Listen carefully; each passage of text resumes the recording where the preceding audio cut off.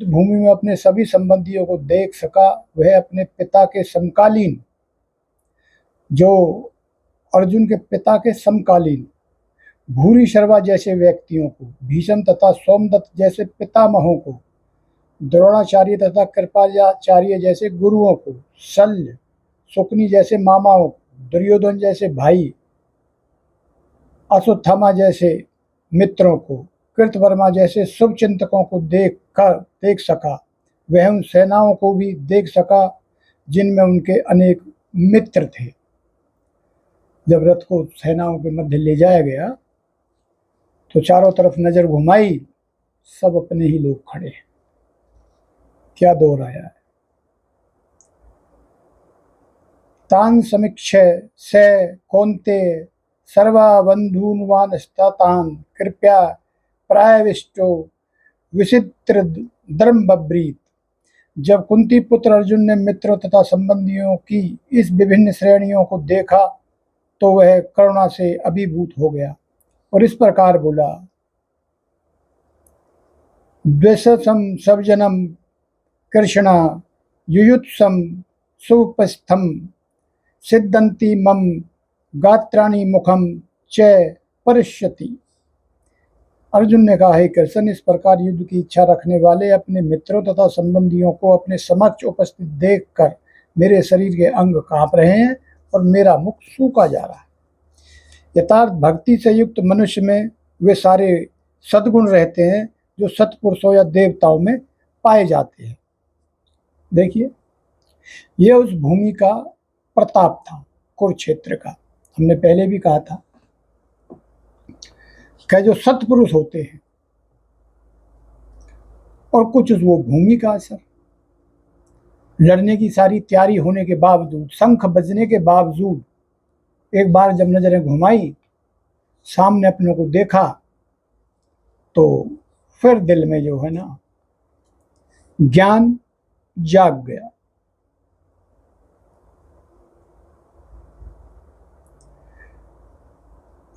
भक्ति से युक्त मनुष्य में वो सारे सद्गुण रहते हैं जो सत्पुरुषों या देवताओं में पाए जाते हैं, जबकि अभक्त अपनी शिक्षा तथा संस्कृति के द्वारा भौतिक योग्यताओं में चाहे कितना ही उन्नत क्यों न हो, इन ईश्वरीय गुणों से विहीन होता है।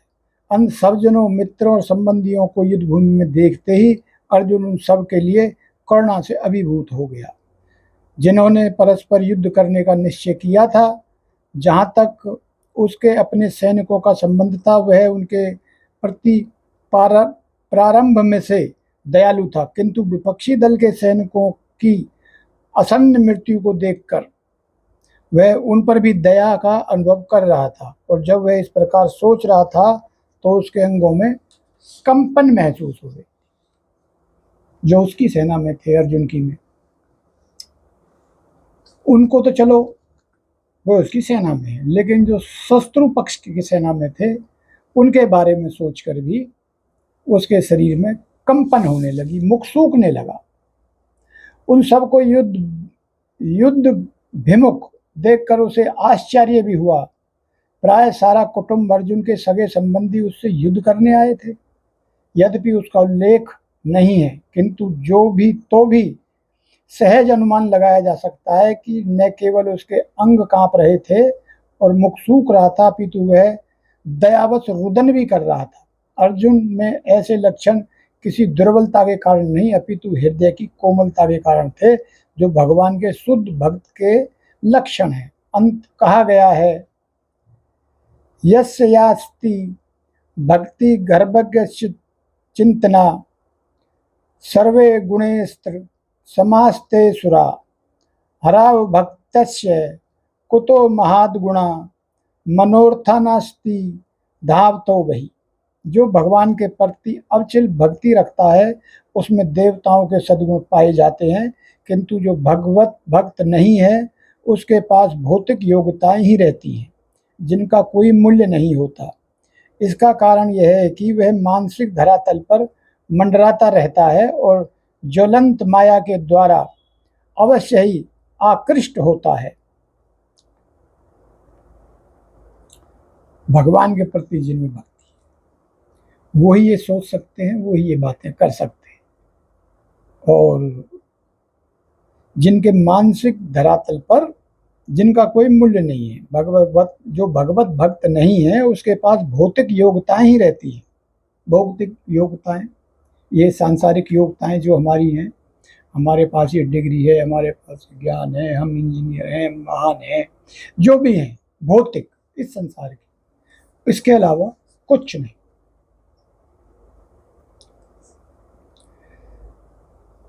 वे पुतुश्च शरीरे में रोमहर्श्च जायते गांडिमं शस्त्रस्ते हस्ताक्षेप परिधायते। मेरा सारा शरीर कांप रहा है, मेरे रोंगटे खड़े हो रहे हैं और मेरा गांडीव धनुष मेरे हाथ से सरक रहा है और मेरी त्वचा भी जल रही है। न च शुक्रम स्थानुम बब्रीत च मे मन निमित्तानि च पश्यामि विपरीतानि केशवम। मैं यहाँ अब और अधिक खड़ा रहने में असमर्थ हूँ, मैं अपने को भूल रहा हूँ, मेरा सिर चकरा रहा है। हे कृष्ण, मुझे तो केवल अमंगल के कारण ही दिख रहे हैं। जब युद्ध के मैदान में सब कुछ कुनबा अपना ही है तो मंगल कैसे दिखे? बुद्धिमान आदमी को तो मंगल ही दिखेगा। न च श्रेयसन पश्यामि हत्वा स्वजनाम हवे न कागे विजयम कृष्ण न च राज्यम सुखानी च। हे कृष्ण, इस युद्ध में अपने ही स्वजनों का वध करने से न तो मुझे कोई अच्छाई दिखती है, ना मैं उसमें किसी प्रकार की विजय राज्य सुख की इच्छा रखता हूँ।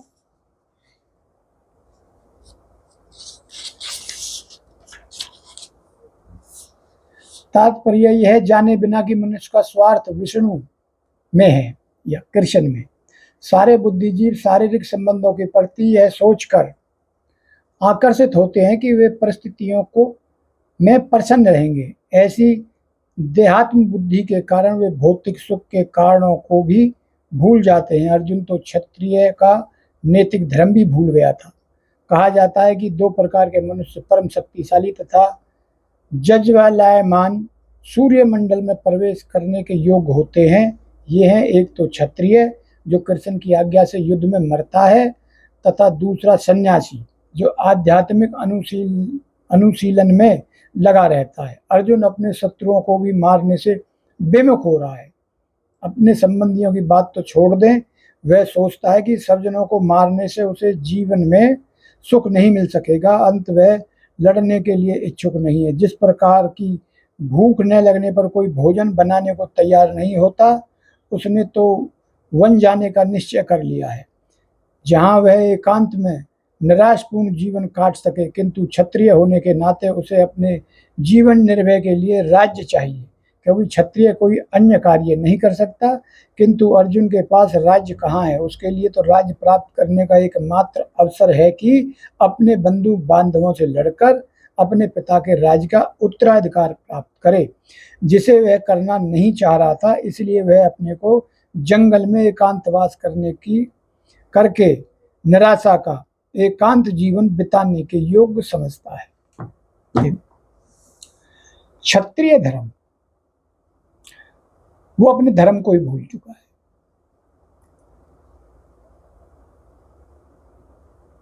ऐसा समझिए, भगवान का तो भक्त है ही, हृदय का भी कोमल है, लेकिन क्षत्रिय है और वो देखता है सब अपने को मार कर फिर मुझे जो ना राज्य करना है, तो उससे मैं कैसे सुखी रहूँगा। जो अपने हैं, अब सोचिए कि आप बहुत धन कमा रहे हैं, बहुत धन इकट्ठा कर रहे हैं। धन इकट्ठा करके क्या खुशी मिलेगी? नहीं, खुशी कब मिलती है आदमी? जब तक उसका वो दिखावा ना करे। आपके पास धन है, अगर ये किसी को पता ही नहीं है तो इजहार किसी को नहीं कर सकते, तो आप खुश भी नहीं रह सकते। पहले इंसान धन कमाता है, उसमें लगा रहता है, उसके बाद फिर उस धन का दिखावा करता है। एक सुंदर बड़ा घर बनाएगा तो रिश्तेदारों को बुलाएगा। वो घर चाहे उसने अपने लिए बनाया है, लेकिन अगर 4 लोगों ने वो घर देखा नहीं और मैंने समझ लो दिखाया नहीं, तो मुझे अंदर से शांति नहीं, खुशी नहीं मिलेगी। मैं खुशी तभी होऊंगा जब 100 लोग वहाँ आएंगे, मेरी जेब से खर्चा भी होगा और वो देखेंगे देखो मैंने क्या कर दिया है, तब मैं खुशी अनुभव करूंगा।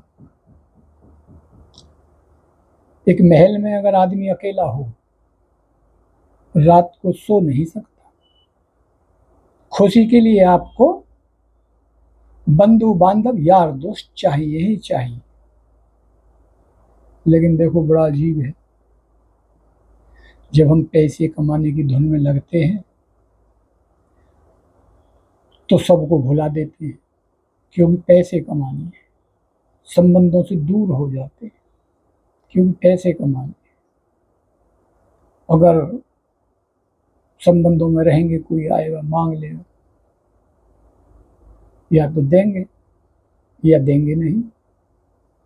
दोनों ही सूरत में आपको बुरा बनना है, देके भी और ना देके भी। देके इसलिए कि आपको वापस भी मांगने हैं, वापस मांगोगे तो आप अच्छे नहीं लगोगे क्योंकि आप मांगने आ गए। और ना दिया, इनकार कर दिया तो भी अच्छे नहीं लगोगे क्योंकि आपने इनकार कर दिया, तो भी वो रिश्तेदार दूर चले जाए। खैर एक टाइम ऐसा आएगा, फिर आपने जो कमाया, बड़ा घर बनाया या बड़ी गाड़ी ली, उस गाड़ी में सबसे पहले कहाँ जाएंगे आप? यारों के पास, रिश्तेदारों के, क्योंकि वो दिखानी है आपको। अगर दिखाई नहीं तो गाड़ी लेने का आपको कोई फायदा नजर नहीं आएगा। 4 लोगों ने नहीं कहा, वाह वाह नहीं किया, तो संतुष्टि नहीं मिलेगी। तो वही अर्जुन के मन में विचार चल रहे। युद्ध के मैदान में आने के बाद, सब अपनों को देखने के बाद वो ये सोचता है कि इनको मारकर सबको फिर मैं राजा बनूंगा, तो वाह वाह करने वाला तो कोई है ही नहीं।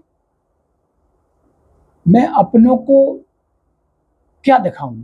जीतना तो चाहता हूं, लेकिन उसके लिए इतने लोग मारने पड़ेंगे। और अपनी सेना में है जो, उनमें से भी लड़ेंगे तो मरेंगे, बचेगा कौन? फिर किसके लिए राज? ये गहरी बात है।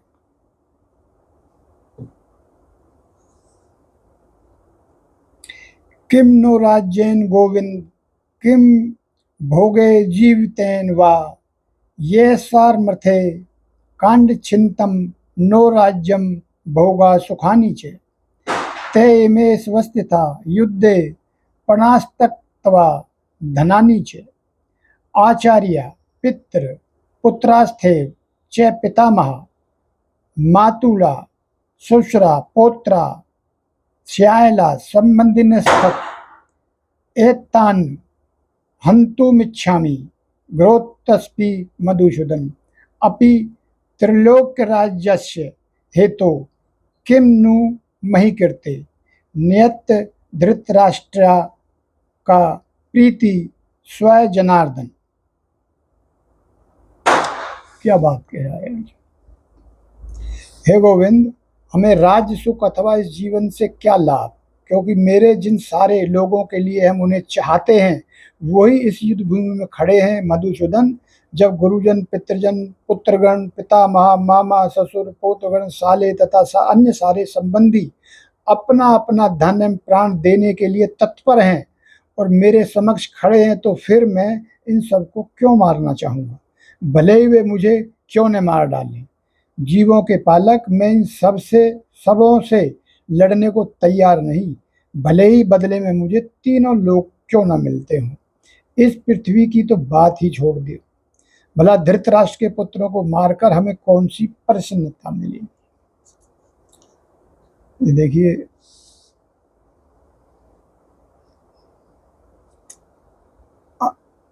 श्लोक 35 तक हमने पूरा कर दिया है। अब आप ये समझ लीजिए, ये तो महाभारत का युद्ध था। आम जीवन में आ जाइए। इस नौबत तक घर परिवारों में कलह बढ़ जाता है, और वजह कोई जमीन का टुकड़ा ही होगा कि एक दूसरे पे वार कर देते हैं, हत्याएं तक हो जाती हैं। परिणाम क्या होता है? जमीन वहीं पड़ी रह जाएगी, ना वो पक्ष वाले ना आप इस जमीन से चले जाने वाले हो। ये सत्य है। अगर ऐसा ना होता तो सोचिए, आज जिस जमीन के पीछे लड़ते हैं, अगर हमारे पूर्वज सारे जिंदे रहे होते, कोई छोड़ के गया ही ना होता, तो तुम्हारे लिए क्या बचता? कुछ। जाना तुमको। तो ये भगवत गीता हमें ये ज्ञान देती है कि जहां तक हो सके इन चीजों से बचिए। आप रहेंगे तो जग रहेगा, आप नहीं रहे तो कुछ नहीं रहा, सब खत्म। तो मैं यही कहूंगा कि ये सीख लीजिए, एक जमीन के टुकड़े के लिए वो तो राजा थे, ज्ञानी भी थे। जिन लोगों को इच्छा मृत्यु का वरदान था, भीष्म पितामह जैसे, जो अपनी मर्जी से मरते। भला मरना कौन चाहता है? कोई मरना नहीं चाहता। हमें पता है मरेंगे, लेकिन मरना नहीं चाहते, उसे भूलते रहते। अगर वो याद रहे तो जीवन चलेगा नहीं, इसलिए वो उस चैप्टर को खोलते ही नहीं, दिमाग में जाएगा ही नहीं हम मरेंगे। हम इस तरीके से जीते जैसे हम धरती पे अमर रहेंगे, ये सब कुछ मेरा है। तो आपके लिए बता दूं कि भीष्म पितामह जैसे जिनको इच्छा मृत्यु का वरदान था, इस चक्कर में उनको भी मरना पड़ा, मौत मांगनी ही पड़ी। इससे ज्यादा इंसान क्या देख सकता है? और सब कुछ क्या था? एक राज्य, एक जमीन का टुकड़ा, 5 गांव मांगे थे उन्होंने, वो भी ना दिए गए। मैं सुई की नोक के बराबर जमीन नहीं बोला। और क्या हो गया? कोई कुल खानदान में बचा ही नहीं, सब कुछ स्वाहा। भीष्म पितामह जैसे लोग क्यों प्राण देने पड़े, क्यों मौत मांगनी पड़ी? आजा, अब मैं रहना नहीं चाहता। क्यों? एक तो धर्म और अधर्म की लड़ाई में अधर्म का साथ देना पड़ा, और क्या क्या ना उनकी आंखों के सामने हुआ, और उन्हें खामोश रहना पड़ा। ये उस खामोशी की सजा थी। इतना हो जाने के बाद इच्छा मृत्यु मिला हुआ आदमी क्या जिंदा रह सकता था? वो किसी से आंख मिला के कोई जवाब दे सकता था? वो अपने आप को पितामह, इतना बड़ा बलशाली कह सकता था? नहीं, बिल्कुल नहीं कह सकता था। कई बार इंसान कह देता ना, इससे तो मौत भली। उस हालत पे भीष्म पितामह जैसे इंसान पहुंच गए, तो हमारी तो औकात ही क्या है? तो दोस्तों, कुछ ना कुछ सीखते रहिए। आज नवरात्रे लास्ट हो गए हैं, दिन है, लेकिन हमने सोचा है कि एकादशी तक हम अपने व्रत को कंटिन्यू रखें, क्योंकि 9 दिन में हैबिट में तो आ गई है। अब इच्छा भी नहीं होती है ज़्यादा और कोई दिक्कत भी नहीं है, तो एकादशी तक चलाएंगे हम। बाकी अगली वीडियो। नमस्कार।